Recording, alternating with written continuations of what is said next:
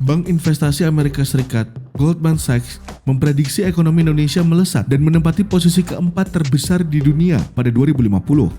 Laju perekonomian Indonesia beriringan dengan ledakan ekonomi negara berkembang yang akan menyalip perekonomian negara maju.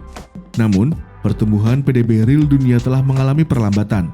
Berdasarkan laporan World Economic Outlook dari International Monetary Fund atau IMF edisi Oktober 2022, 5 negara produk domestik bruto atau PDB terbesar di dunia adalah China dengan 30,07 triliun US dollar, Amerika Serikat dengan 25,03 triliun US dollar, India 11,66 triliun US dollar, Jepang 6,11 triliun US dollar, dan Jerman 5,3 triliun US dollar.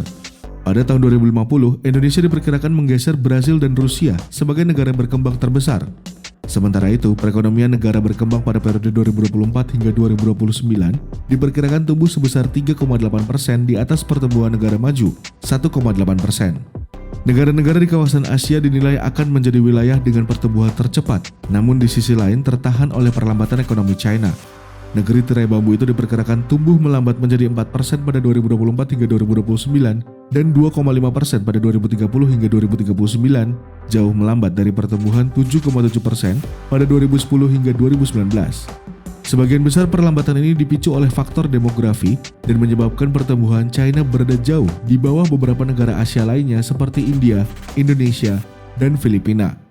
Meski demikian, China diperkirakan menggeser posisi ekonomi AS sebagai ekonomi terbesar di dunia pada 2035.